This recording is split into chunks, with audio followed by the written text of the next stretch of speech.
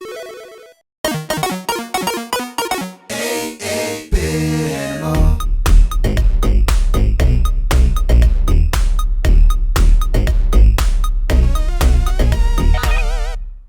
you doing, good people? This is the 8-Bit Animal. And today we're going to talk about a game developed by the legendary Sid Meier. Well, created by Sid Meier. Sid Meier gave the world Civilization, Pirates, a whole bunch of really good flight sims, and today's game. Sid Meier was one of the co-founders of Microprose. Microprose was the name for simulation gaming for a long time, and they're still heralded as one of the most important developers of that genre of game, period. Well, today we're talking about a very specific type of game from Sid Meier and Microprose. This one was originally released in 1985 for an assortment of PCs.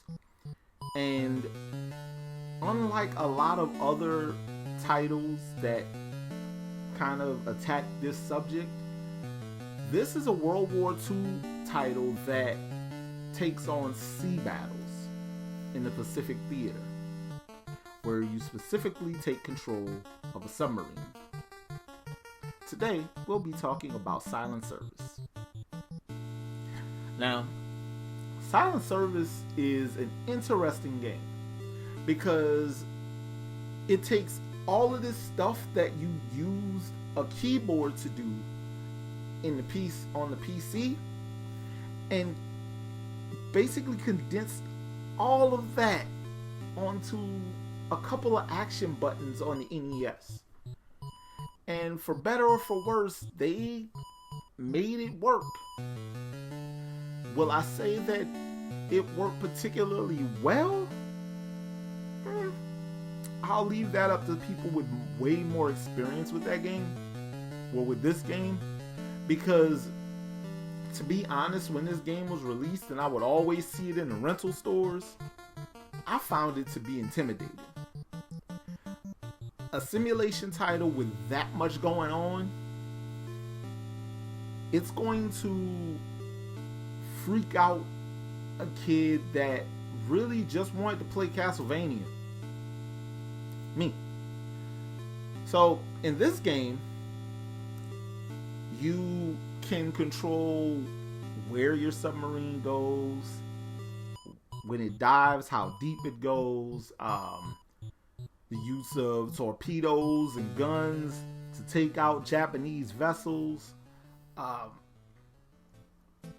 things like that. You can escort ship convoys, all manner of stuff to basically encapsulate what you did on a submarine during World War II.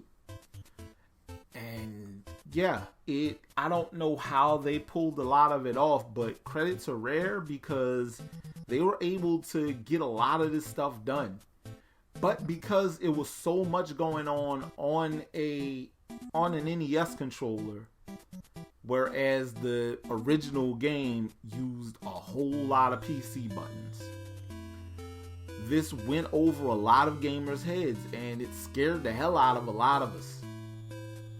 It wasn't as well received with a lot of casual gamers. This game is I don't care what anybody says.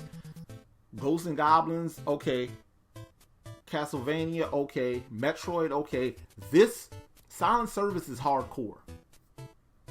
It's the epitome of a hardcore game because you have to be dedicated to learn something as complex as Silent Service on an NES controller. Now, if you're curious or you're nostalgic and you want to pick up a copy, whether you still have an NES or you just got an NES and you have fond memories of Silent Service, you can get a copy for really, really cheap. you can get a copy, you can get a complete copy for like $25.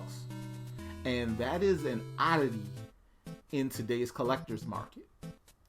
Loose cartridges go for between $5 and $9.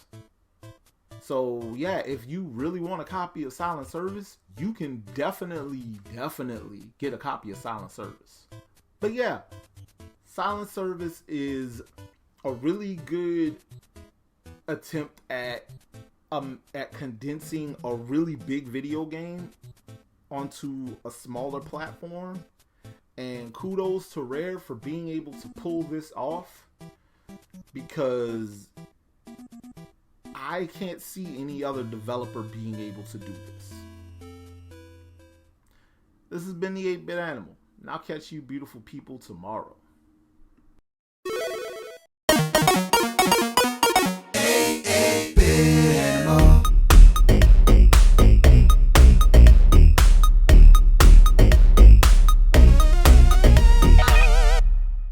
Tomorrow, you know, it's kind of like Space Invaders, but a little bit faster and a lot more engaging.